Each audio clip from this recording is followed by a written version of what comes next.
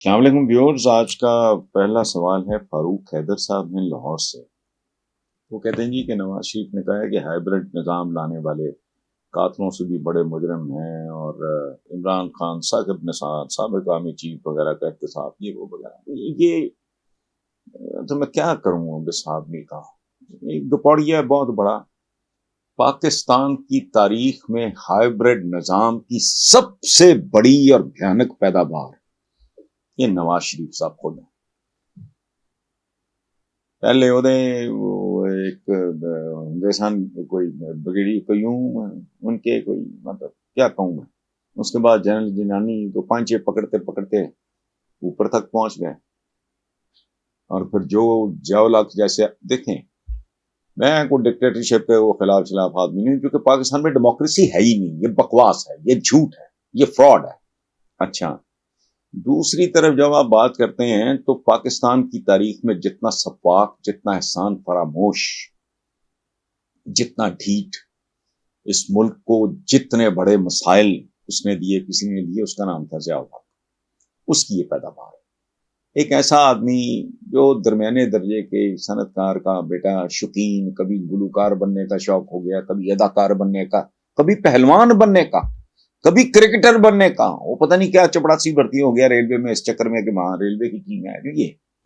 اور ہمارے ایک مرحوم سینئر کالمسٹ تھے عباس سطر، کنکریاں کے نام سے عنوان سے کالم لکھا کرتے تھے، تو وہ چھیڑا کرتے تھے یہ بطور چیف منسٹر جب یہ جمخانہ میں کرکٹ کھیلتے تھے یہ صاحب، تو سب کو کہا ہوا ہوتا تھا کہ میاں صاحب نو پولے پولے گیند کرانا، پولے پولے، تاکہ وہ چھکا مار سکیں۔ یہ وہ کہا تھا، پر یہ سیاستدان ہے ہی نہیں۔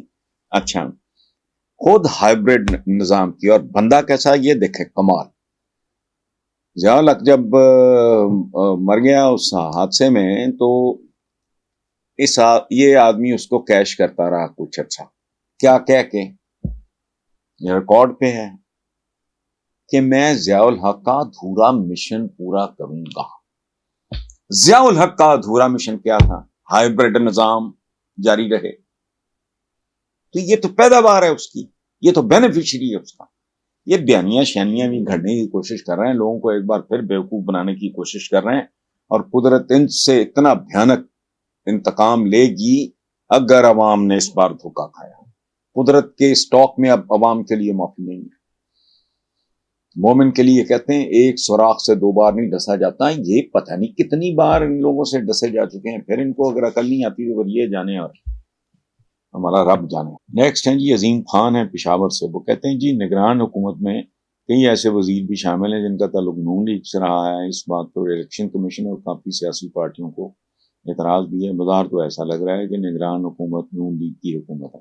دیکھیں بھائی عظیم خان صاحب، پاکستان میں ہر حکومت گزشتہ حکومت کی کا تسلسل ہوتی ہے۔ اب پوچھیں وہ کیوں؟ بھلے وہ پیپلز پارٹی کے بعد نون لیگ آئے، نون کے بعد پی ٹی آئی آئے، یہ میں آپ کو سیدھی بات بتا رہا ہوں، کنٹینیوٹی ہوتی ہے، حکومت ایک ہی ہوتی ہے۔ چونکہ حکومت کس چیز کی ہوتی ہے؟ شکلیں بھول جائیں، نام بھول جائیں بندوں کے اور پارٹیوں کے، وہ ہوتی ہے لوٹ مار کی، نااہلی کی، اور خود غرضی کی۔ سیاسی کمیونٹی میں ایکسیپشنز ہوں گی، تو شاید 200 400 500 میں ایک آدھ بندہ ڈھنگ کا ہوتا ہو، ہیں، ادروائز بائی اینڈ لارج مطلب یہ کون لوگ ہیں؟ یہی ہیں جنہوں نے یہاں، اور جب کوئی بندہ بات کرتا ہے فوجی مداخلت کی، یاد رکھیں مجھ سے اور آپ سے کروڑوں گنا زیادہ ان اداروں کو پتا ہوتا ہے یہ کتنے بڑے بے ایمان ہیں، کتنے بڑے ڈاکو ہیں، اور یہ ملک کے ساتھ کیا کیا وارداتیں کر رہے ہیں، اور کتنے احمق اور ان پڑھ ہیں۔ تو پھر مداخلت کے بغیر چارہ کوئی نہیں۔ شوہر کو اگر فالج ہو جائے، اللہ معاف کرے میں کیسی مثال دے رہا ہوں، فالج ہو جائے تو پھر خاتون خانہ کو صاحب خانہ کا رول ادا کرنا پڑتا ہے بھائی۔ تو اس لیے جو فوج کی بات کرتے ہیں بیسیکلی یہ اپنی ذلت چھپاتے ہیں۔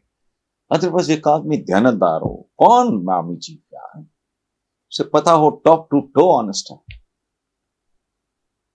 یہ پروٹوکول شروٹوکول، یہ وارداتیں، دہاڑیاں، یہ ایون فیلڈ اس کا مسئلہ نہیں ہے۔ 18 گھنٹے یہ کام کرتا ہے، کون ایسے آدمی کی عزت نہیں کرے گا؟